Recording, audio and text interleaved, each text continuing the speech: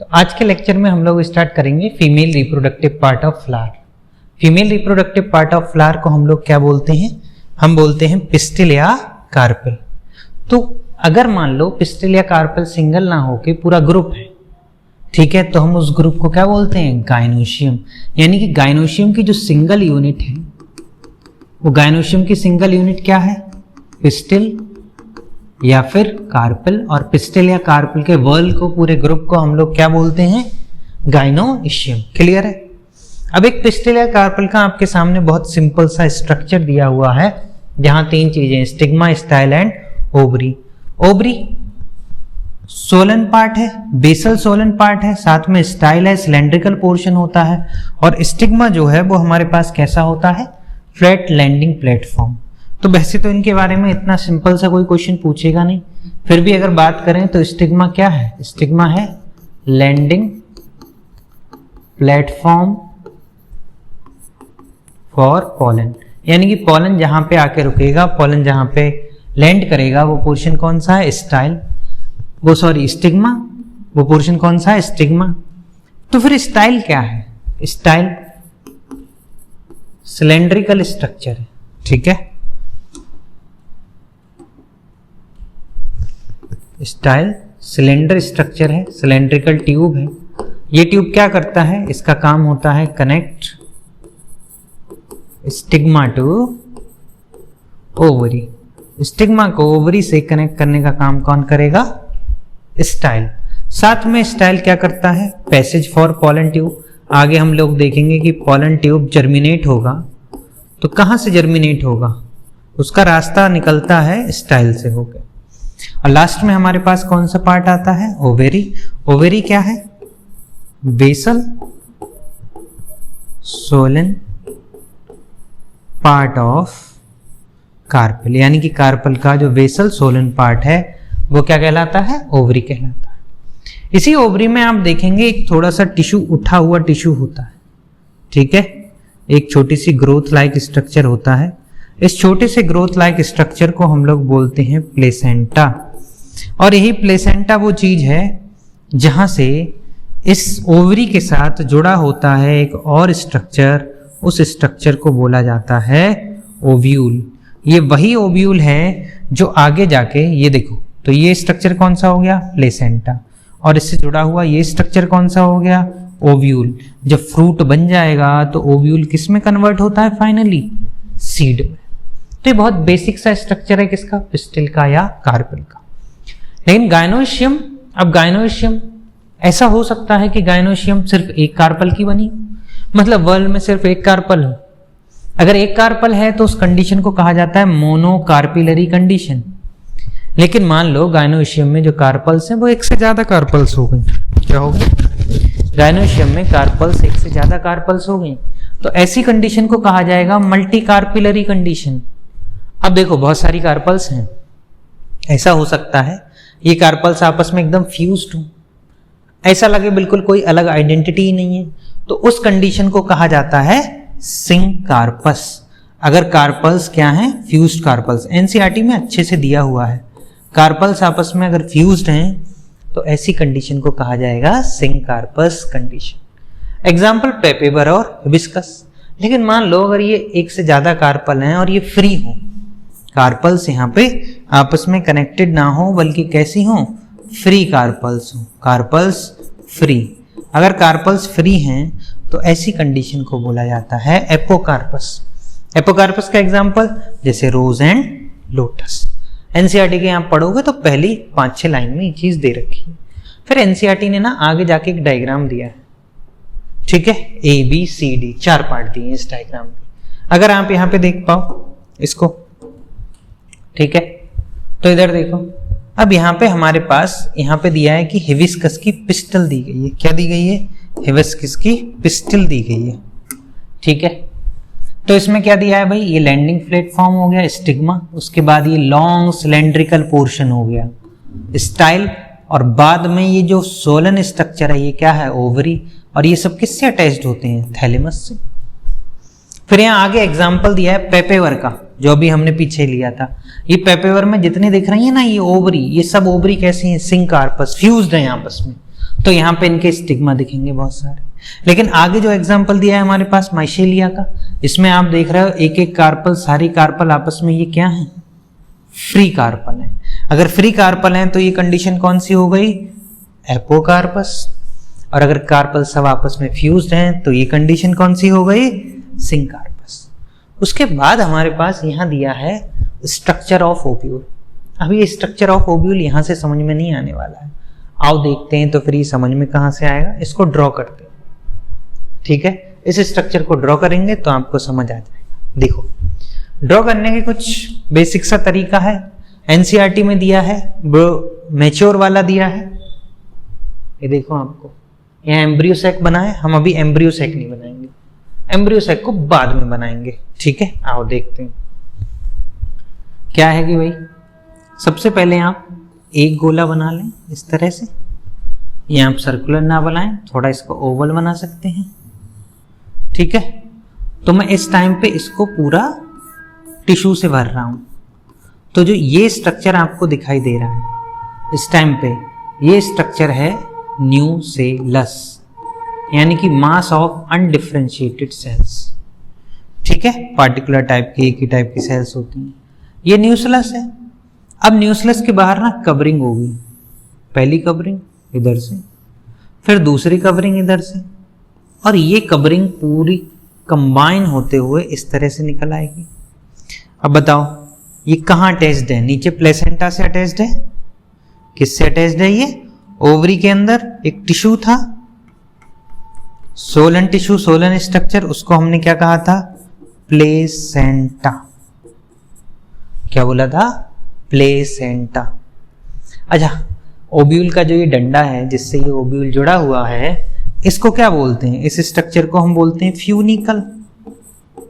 Structure को क्या बोलेंगे, फ्यूनिकल। इस फ्यूनिकल में ही क्या होता है कि वेस्कुलर टिश्यू होता है, इस फ्यूनिकल से पास होता है यहाँ पे वेस्कुलर टिश्यू।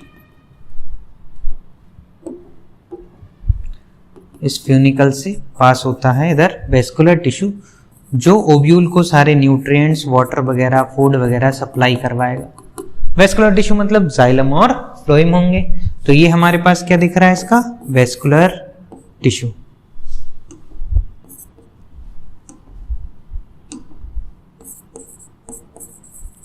इसका पार्ट हो गया वेस्कुलर टिश्यू, ठीक है। ये जो मेन बॉडी है, यहां से अगर मैं बात करता हूं, ये जो स्ट्रक्चर है इसको कहते हैं बॉडी ऑफ ओब्यूल। लेकिन इस बॉडी ऑफ ओब्यूल में आप देखोगे तो यहां पे जो ये फ्यूनिकल है वो आगे तक यहां थोड़ा ज्यादा जुड़ा हुआ दिखाई दे रहा है हमको, इधर आगे तक थोड़ा सा अधिक जुड़ा हुआ दिखाई दे रहा है। ये पोर्शन देख रहे हैं, फ्यूनिकल का जो पोर्शन है वो आगे तक बढ़ गया। तो फ्यूनिकल का जो पोर्शन बॉडी के आगे थोड़ी देर तक कंटिन्यू रहता है, उस पोर्शन को हम बात करते हैं, बोलते हैं राफे। क्या बोला जाता है, राफे, ठीक है। इतनी बात समझ में आई। अब देखो, न्यूसेलस के बाहर आपको दो कवरिंग दिखाई दे रही हैं, ये एक आउटर कवरिंग दिखाई दे रही होगी और उसके अंदर इनर कवरिंग दिखाई दे रही है। तो ये आउटर और इनर कवर जो होते हैं, इन दोनों को बोला जाता है इंटेग्यूमेंट्स। क्या बोलते हैं, इंटेग्यूमेंट्स।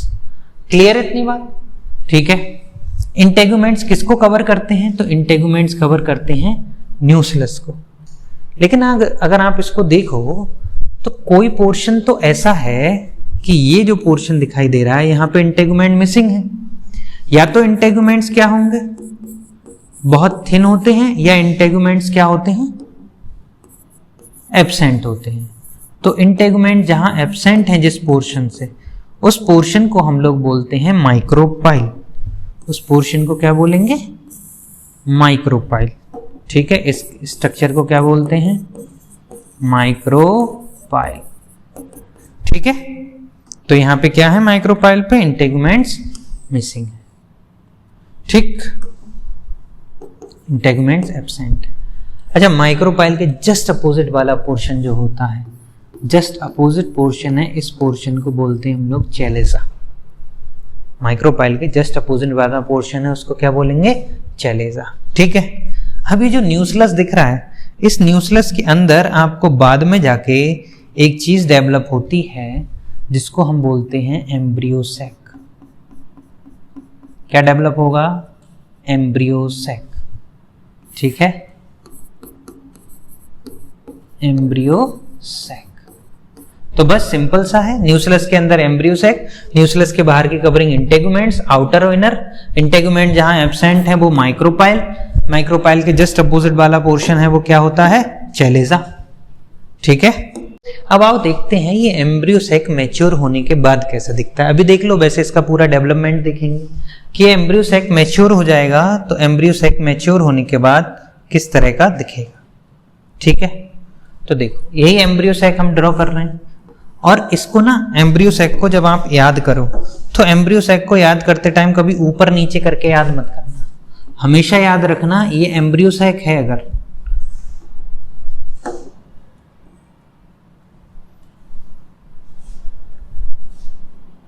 हमेशा याद रखना ये एम्ब्रियो सैक है।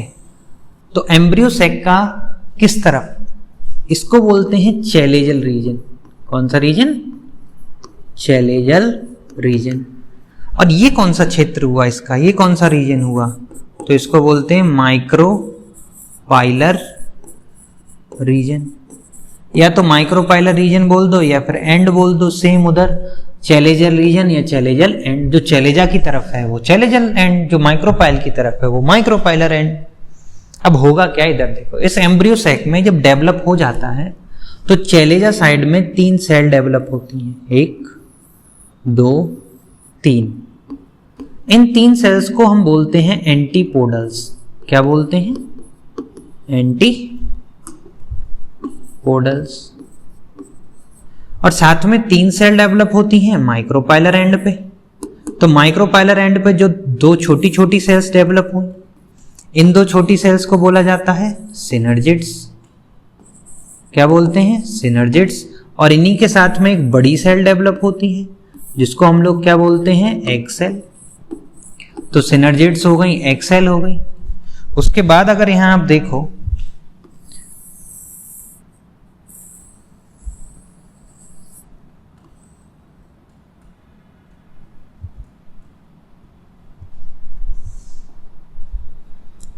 उसके बाद यहां अगर आप देखो ये जो पूरी बड़ी सेल है बीच में, ये बीच में होने वाली बड़ी सेल को बोला जाता है सेंट्रल सेल। क्या बोलते हैं? Central cell. और सेंट्रल सेल के अंदर आपको पता है 2 न्यूक्लियस होते हैं। इन 2 न्यूक्लियस को बोला जाता है पोलर न्यूक्लियस। ये एम्ब्रियो सैक का स्ट्रक्चर हो गया बिल्कुल अलग से। ठीक है, ये एम्ब्रियो सैक का स्ट्रक्चर हो गया अलग से। तो एम्ब्रियो सैक में क्या है? एक बड़ी सेल है सेंट्रल सेल, उसके ऊपर वाली साइड में यानी कि चैलेजल एंड में कौन है? एंटीपोडल्स। नीचे वाली साइड में 2 छोटी सेल हैं जिनको सिनर्जिड्स, और एक बड़ी सेल है जिसको क्या बोला हमने? Egg cell. तो टोटल अगर बात करें, ये डायग्राम हमारे पास हो गया यहाँ पे। तो डायग्राम किसका है? ये एम्ब्रियो सैक का। एम्ब्रियो सैक का। अगर आप बताओ एम्ब्रियो सैक में कितनी सेल हैं? तो सेल है यहाँ पे 7, और न्यूक्लियस कितने हैं? तो न्यूक्लियस है हमारे पास 8। इसलिए एम्ब्रियो सैक को बोला जाता है 7 celled and 8 nucleated structure. 7 celled and 8 nucleated structure. Clear है इतनी बात? आओ हम एक चीज और देखते हैं कि इस अब एम्ब्रियो सैक को हम कैसे पुट करेंगे। या मान लो एम्ब्रियो सैक के साथ हमको डायग्राम बनाना हो ओव्यूल का, तो वो डायग्राम कैसे बनाएंगे? ठीक है, सिंपल कि हमने लिया ये एम्ब्रियो सैक, थोड़ा ओवल रखो, एम्ब्रियो सैक लिया। ऊपर वाली साइड में हम क्या बना देंगे? 3 एंटीपोडल्स, नीचे 2 सिनर्जिड्स, साथ में एक एग सेल। इसके बाहर आप क्या ड्रॉ करोगे? तो यहां पे ड्रॉ करना पड़ेगा हमको क्या? न्यूसेलस। ठीक है, उसके बाद में यहां इंटेगुमेंट्स, न्यूसेलस की कवरिंग। तो न्यूसेलस की कवरिंग होती है, कितनी कवरिंग होती है? 2 इंटेगुमेंट्स होते हैं, इनर इंटेगुमेंट, और इनर इंटेगुमेंट के बाद कौन सा हो गया? आउटर। और आउटर इंटेगुमेंट्स को इस तरह कंप्लीट लेके चला करो। तो क्या हमारे पास ये एम्ब्रियो सैक के साथ ओव्यूल नहीं हो गया? बताओ।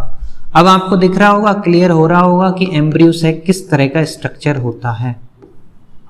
ठीक है, और ऊपर ये कौन सा रीजन हो गया, ये हो गया चैलेजल एंड।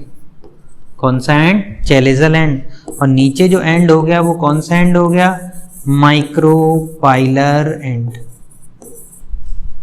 ठीक है, साथ साथ में एक चीज और देख लो, आप अगर देख पाओ कि ओब्यूल जो है फ्यूनिकल से कनेक्ट होगा, तो ओब्यूल जहां फ्यूनिकल से कनेक्ट होता है तो उस कनेक्शन को क्या बोला जाता है, उस कनेक्शन को बोलते हैं हाइलम। ठीक है ना इतनी बात। एक चीज और कि चैलेजल एंड जो है इसको बोलते हैं बेस ऑफ ओब्यूल, और माइक्रोपाइलर एंड जो है वो उसको क्या बोलते हैं, टिप ऑफ ओब्यूल। अब बोले ये कैसे सर, जो नीचे है वो तो बेस होना चाहिए, जो ऊपर है वो टिप होना चाहिए, लेकिन यहाँ तो आप उल्टा उल्टा बता रहे हो। उल्टा नहीं है, अभी मैं एक चीज बताऊंगा, पहले समझो। एनसीईआरटी अगर दिखाएगी तो आपको ये डायग्राम लिख के दिखाती है, और डायग्राम में क्या लिखती है, तो एनसीईआरटी डायग्राम में लिखती है एनाट्रोपस ओब्यूल। कौन सा ओब्यूल, एनाट्रोपस ओब्यूल। तो इस एनाट्रोपस ओब्यूल से आपको समझ नहीं आने वाला है कि बेस और टिप कैसे है। आप जो ओरिजिनल ओब्यूल होता है, ऐसे मान लो ये मेरा हाथ है, ये माइक्रोपाइल है, ये चैलेजा है, ये है ऑर्थोट्रोपस ओब्यूल का पोर्शन। तो बेस ये हो गया, टिप ये हो गई, और ये टिप क्या होती है, 180 डिग्री टर्न कर जाती है। किस तरह, इधर देखो कि मैं फिर से यही ड्रॉ कर रहा हूं, सेम चीज।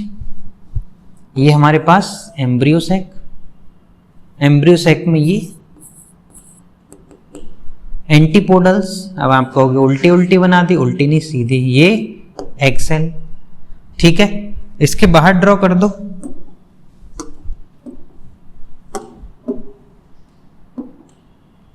तो इसके बाहर ड्रॉ कर दो न्यूसेलस। क्या ड्रॉ कर दो, न्यूसेलस।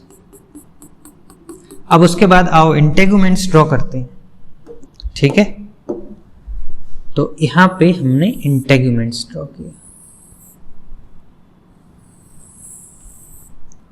अब देखो इस तरह का होता है ये डायग्राम। बोला जाए तो यह है ऑर्थोट्रोपस ओब्यूल का ओरिजिनल स्ट्रक्चर यही है, लेकिन ऐसा नहीं है। ये ऑर्थोट्रोपस ओब्यूल जो मेन स्ट्रक्चर है यही घूम जाता है। कभी ये 90 डिग्री, अभी मान लो ऐसा सीधा है, अगर ऐसा हो जाएगा तो ये 90 डिग्री टर्न हो गया। अगर इसकी मुंडी बिल्कुल ऊपर से नीचे हो गई तो ये 180 डिग्री टर्न हो गया।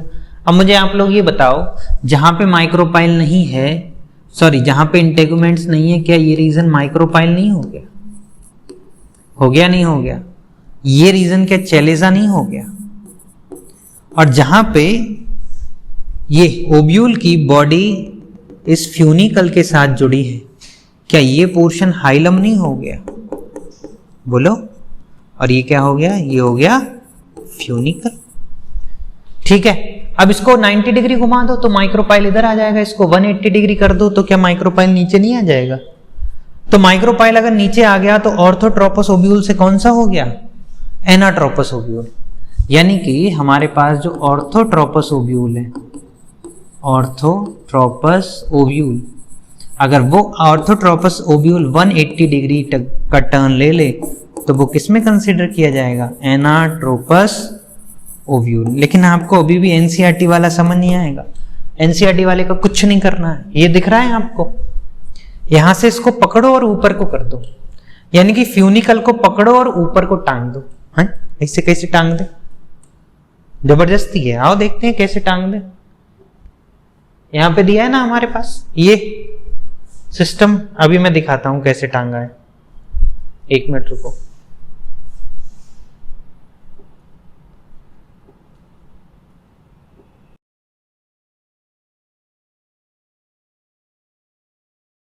तो देखो, क्या एनसीईआरटी में यही ओब्यूल दे रखा है हमको?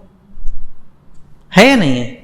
यहां देखो कि जहां पे भाई साहब इंटेगुमेंट्स नहीं है, इसको चैलेजल पोल बोला है। जहां इंटेगुमेंट्स नहीं है इसको क्या बोला है? चैलेजल पोल बोला है। क्या उल्टा उल्टा हो गया? तो ये देखो एनसीईआरटी ने हमको ये डायग्राम दिया। अगर इस डायग्राम को ध्यान से देखो तो जहां इंटेगुमेंट्स नहीं है उसको क्या बोला है, माइक्रोपाइल रीजन। तो माइक्रोपाइल के जस्ट अपोजिट में क्या बोला है, चैलेजल पोल। क्या किया है, ध्यान से देखना, इस फ्यूनिकल को मैंने पकड़ा, इस फ्यूनिकल को ऊपर ले गया पूरे, मतलब ये जो सिस्टम है अगर इस तरह है तो इस सिस्टम को हमने पलट के ऊपर को कर दिया, यही तो किया है, सिस्टम को पलट के ऊपर किया, तो ये क्या आ गया, माइक्रोपाइल। जो ये डंडा होता है ये फ्यूनिकल, और जहां पे ये कनेक्टेड है ओव्यूल के साथ में, ये पोर्शन कौन सा हो गया, हाइलम। ये एंड कौन सा हो गया, माइक्रोपाइलर पोल। ये पोल कौन सा हो गया, चैलेजल पोल। अभी देखो इंटेगुमेंट्स, क्या ये आउटर इंटेगुमेंट है, क्या ये इनर इंटेगुमेंट है। अंदर बचा ये वाला पोर्शन, ये क्या हो गया, न्यूक्लियस। और न्यूक्लियस के अंदर इन्होंने क्या डाला है, न्यूक्लियस के अंदर इन्होंने डाला है एम्ब्रियो सैक। तो एनसीईआरटी ऐसे डायग्राम देती है, इन डायग्राम को देख के कंफ्यूज नहीं होना है आपको। क्लियर है? चलो बाकी आगे देखते हैं।